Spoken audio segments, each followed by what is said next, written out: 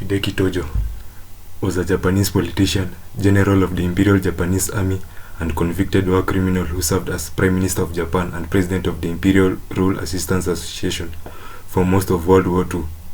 He assumed several more positions, including Chief of Staff of the Imperial Army, before ultimately being removed from power in July 1944. During his years in power, his leadership was marked by extreme state-perpetrated violence in the name of Japanese ultranationalism, much of which he was personally involved in. Hideki Tojo was born on December 30th, 1884, to a relatively low-ranking samurai family in the Kojimachi district of Tokyo. He began his career in the army in 1902 and steadily rose through the ranks to become a general by 1934. In March 1937, he was promoted to Chief of Staff of the Kwantung Army, whereby he led military operations against the Chinese in Inner Mongolia and the Chaha Suiyan provinces. By July 1940, he was appointed Minister of War to the Japanese government, led by Prime Minister Fumimaro Konoe. On the eve of the Second World War's expansion into Asia and the Pacific, Tojo was an outspoken advocate for the preemptive attack on the United States and its European allies. Upon being appointed Prime Minister on October 17, 1941, he oversaw the Empire of Japan's decision to go to war, as well as its ensuing conquest of much of Southeast Asia and the Pacific Islands. During the course of the war, Tojo presided over numerous war crimes, including the massacre and starvation of civilians and prisoners of war. He was also involved in the sexual enslavement of thousands of mostly Korean women and girls for Japanese soldiers, an event that still strains modern Japanese-Korean relations. After the war's tide decisively turned against Japan, Tojo was forced to resign as Prime Minister on July 18, 1944, following his nation's surrender to the Allied powers in September 1945. He was arrested, convicted by the International Military Tribunal for the Far East in the Tokyo trials, sentenced to death and hanged on December 23, 1948.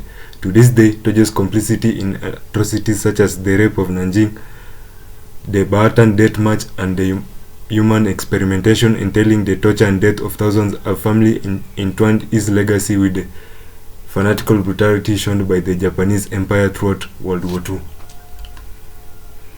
Hideki Tojo was born in Kojimaichi district of Tokyo on December 30, 1884. As the third son of Hidenori Tojo, a lieutenant general in the Imperial Japanese Army under the Bakufu, Japanese society was divided rigidly into four castes: the merchants, the artisans, peasants, and the samurai. After the Meiji Restoration, the caste system was abolished in 1871, but the former caste distinctions in many ways persisted afterwards, ensuring that those from the former samurai caste continued to enjoy their traditional prestige.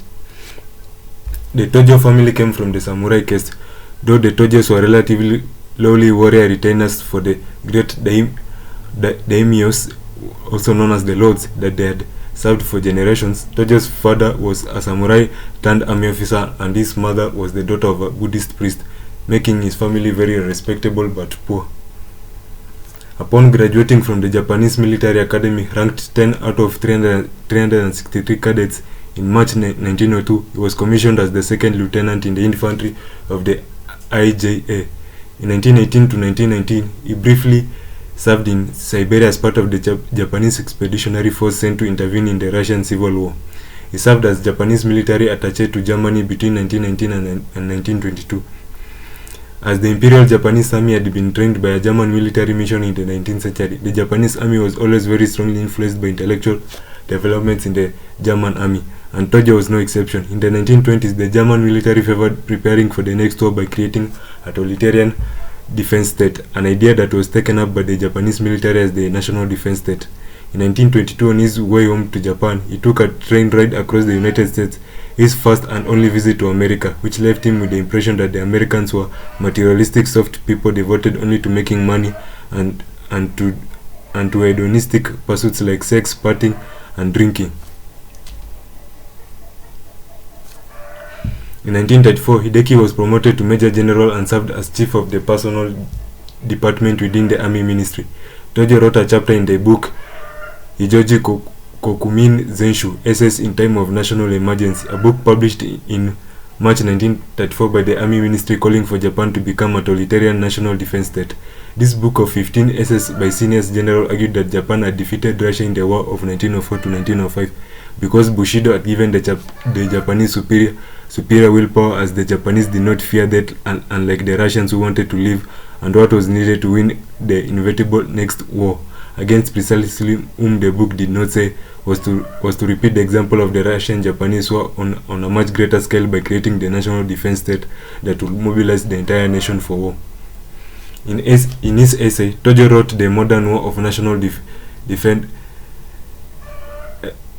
In his essay, Tojo wrote the modern war of national defense extends over a great many areas, requiring a state that can monolithically control all aspects of the national in the political, social, and economic spheres.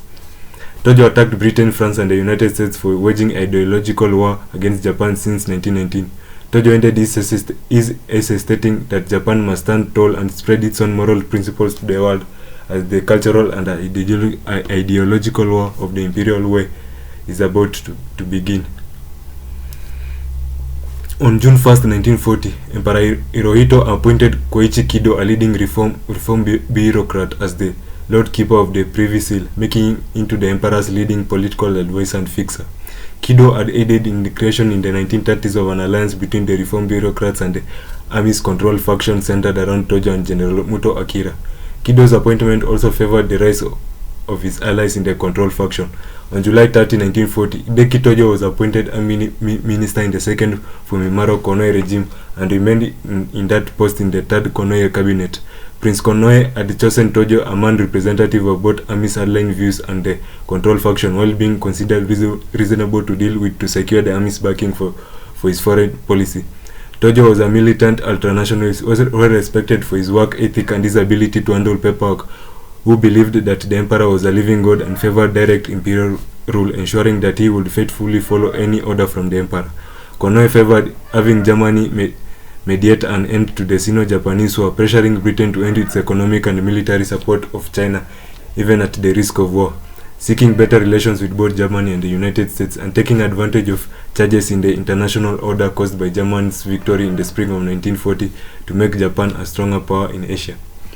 Konoe wanted to make Japan the dominant power in East Asia, but he also believed it was possible to negotiate a modus vivendi with the United States, under which the Americans would agree to recognize the Great East Asia Co-Conspiracy Sphere. At the time, Prince Naruhiko Higashikuni was said to be the only person who could control the army and the navy, and was recommended by Konoe and Tojo as Konoe's replacement. Hirohito rejected this option, arguing that a member of the imperial family should not have to eventually carry the responsibility of a war against the West, as a defeat would ruin the prestige of the House of Yamato. Following the advice of Koichi Kido, he chose instead Tojo, who was known for his devotion to the imperial institution. By tradition, the emperor needed a consensus among the elder statesmen or Jushin before appointing a prime minister, and as long as former Prime Minister Admiral Keisuke Okada was opposed to Tojo, it would be impolitic for the emperor to appoint him.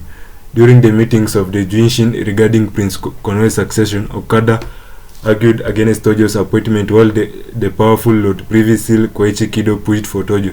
The result was a compromise where Tojo would become prime minister while re-examining the options for dealing with the crisis with the United States.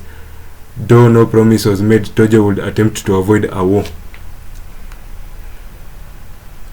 The emperor summoned Tojo to the imperial palace one day before Tojo took office. After being informed of his appointment, Tojo was given one order from the emperor: to make a policy review of what has been sanctioned by the imperial conferences. Despite being vocally on the side of war, Tojo nevertheless accepted this order and pledged to obey. According to Colonel Akio Ishii, a member of the Army General Staff, the newly appointed Prime Minister showed a true sense of loyalty to the emperor performing this duty. For example, when Ishii received from Hirohito communication saying the army should drop the idea of stationing troops in China to counter the military operations of the Western powers, he wrote a reply for the Prime Minister for his audience with the emperor. Tojo then replied to Ishii, "If the emperor said it should be so, then that's it for me. One cannot recite arguments to the emperor. You may keep your finely phrased memorandum." On December 8, 1941, Tojo went on Japanese radio to announce that Japan was now at war with the United States, the British Empire, and the Netherlands, reading out an imperial rescript that ended with the playing of the popular martial song Umi Yukaba, which means across the sea, which set to music a popular war poem from the classic collection of Manyoshu, featuring the lyrics across the sea, corpses soaking in the water, across the mountain, corpses heaped up in the grass. We shall die by the side of our Lord, we shall never look back. Tojo continued to hold the position of Army Minister during his term as Prime Minister from October 17, 1941 to July 22, 1944. He also served concurrently as Home Minister from 1941 to 1942, Foreign Minister in September 1942, Education Minister in 1943, and the Minister of Commerce and Industry in 1943.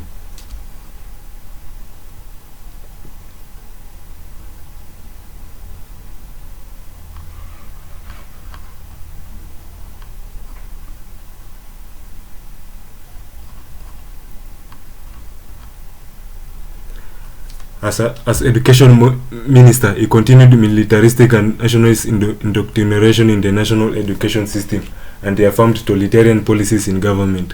As home minister, he ordered various eugenics measures including sterilization of the mentally unfit. In the early years of the war, Tojo had popular support as Japanese forces moved from one victory to another.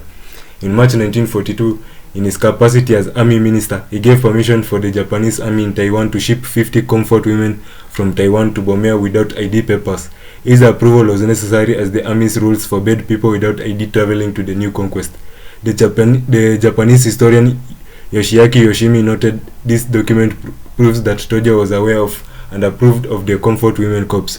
On April 18, 1942, the Americans staged the Do-Little raid bombing Tokyo. Some of the American planes were shot down and their pilots taken prisoners.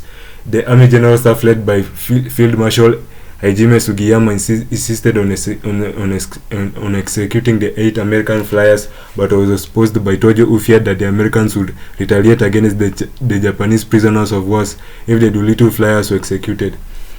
The dispute was resolved by the Emperor, who commuted the death sentences of the 5 flyers while allowing the other 3 to die for reasons that remain unclear, as the documents relating to the Emperor's intervention were burned in 1945. As the Japanese went from victory to victory, Tojo and the rest of the Japanese elite were crippled by what Japanese called victory disease, as the entire elite was caught up in the state of hubris, believing Japan was invincible and the war was good as won. By May 1942, Tojo approved a set of non-negotiable demands to be presented once the Allies sued for peace that allowed Japan to keep everything it already conquered, while assuming possession of considerably more.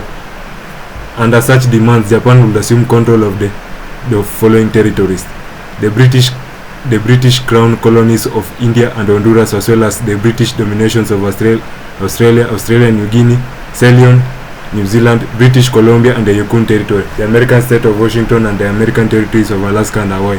Most of Latin America, including Ecuador, Colombia, Panama, El Salvador, Guatemala, Nicaragua, Costa Rica, Cuba, Jamaica, Haiti, and the rest of the West Indies.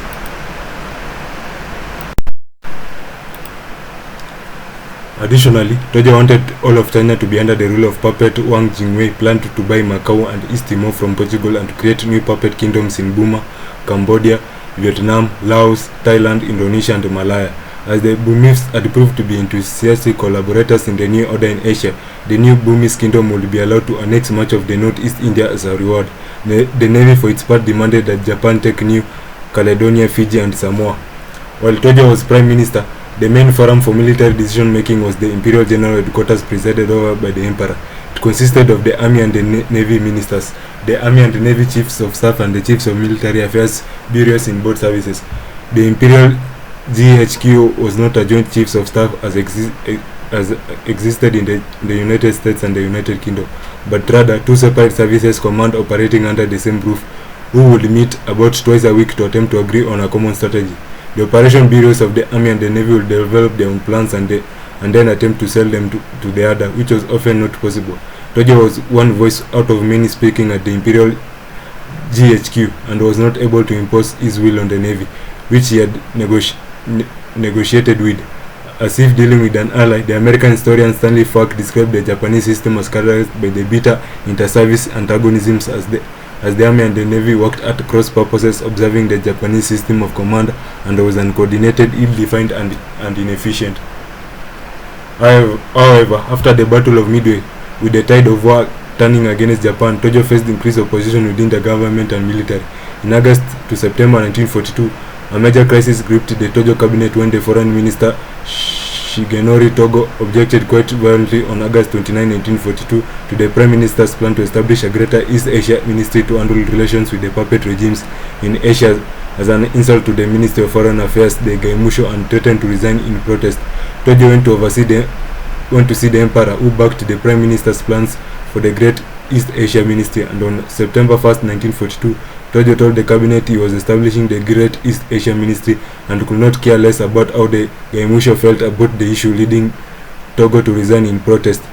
The American historian Herbert Biggs wrote that Tojo was a dictator only in the narrow sense that from September 1942 on, he was generally able to impose his will on the cabinet without seeking a consensus, but at the same time noted that Tojo's authority was based upon the support of the emperor, who held ultimate power. In November 1942, Tojo as army minister was involved in drafting the regulations for taking comfort women from China, Japan, which included Taiwan and Korea at this time, and Manchukuo to the south, as the Japanese called their conquest in Southeast Asia, to ensure that the comfort women had proper papers before departing. Until then, the Japanese called their conquest in Southeast Asia to ensure that the comfort women had proper papers before departing. Until then, the War Ministry required special permission to take comfort women without papers, and Tojo was tired of dealing with this request. At the same time, Tojo as the army minister became involved in a clash with the army chief of staff on whether to continue the Battle of Guadalcanal or not. Tojo sacked the operations office and his deputy at the general staff, who were opposed to withdrawing, and ordered the abandonment of the island. In September 1943, the emperor and Tojo agreed that Japan will pull back to an absolute defense line in the Southwest Pacific to stem the American advance, and considered abandoning Rabaul base, but changed their minds in the face of the objections from the Navy. In November 1943, the American public reaction to the Battle of Tarawa led Tojo to view Tarawa as a sort of Japanese victory, believing that more battles like Tarawa will break the American morale and force the US to sue for peace. At the same time as he sought a diplomatic effort to end the war with China, Tojo also approved of the planning for the Operation Ichigo, a huge offensive against China intended to take the American air bases in China and finally knock China out of the war once and for all. In Central Pacific, the Americans destroyed the main Japanese naval base at Truk in air raid on February 18, 1944, forcing the Imperial Navy back to the Marianas. The oil-to-fuel ships and planes operating in the Marshalls, Caroline, and Gilbert Islands went up in the smoke at Truk.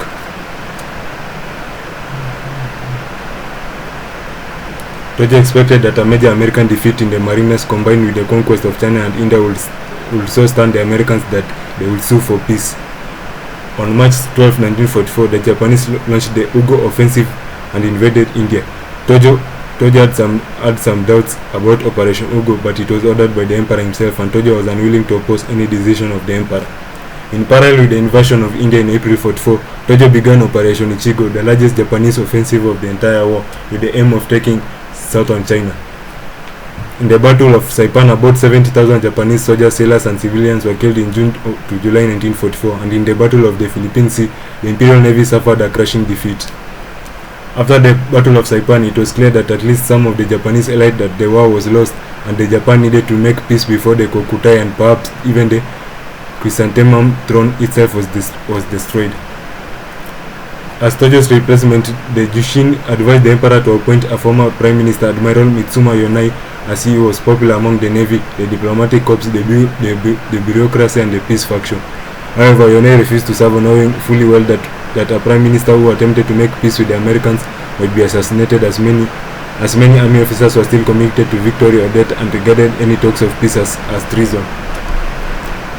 After Japan's unconditional surrender in the 1945, U.S. General Douglas MacArthur ordered the arrest of 40 individuals suspected of war crimes, including Tojo. 5 American GIs were sent to serve the arrest warrant. As the American soldiers surrounded Tojo's house on September 11, he shot himself in the chest with a pistol but missed his heart. As a result of this experience, the army had medical personnel present during the later arrest of other accused Japanese war criminals, such as Shigetaro Shimada.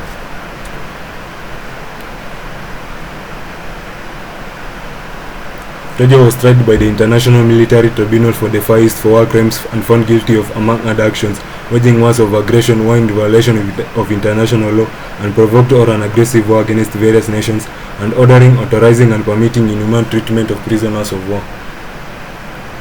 Tojo was sentenced to death on November 12, 1948, and executed by hanging 41 days later on December 23, 1948, a week before his 64th birthday. Before his execution, he gave his military ribbons to one of his guards. They are on display at the National Naval Aviation Museum in Pensacola, Florida. In his final statement, he apologized for the atrocities committed by the Japanese military and urged the American military to show compassion toward the Japanese people who had suffered devastating air attacks and the 2 atomic bombs.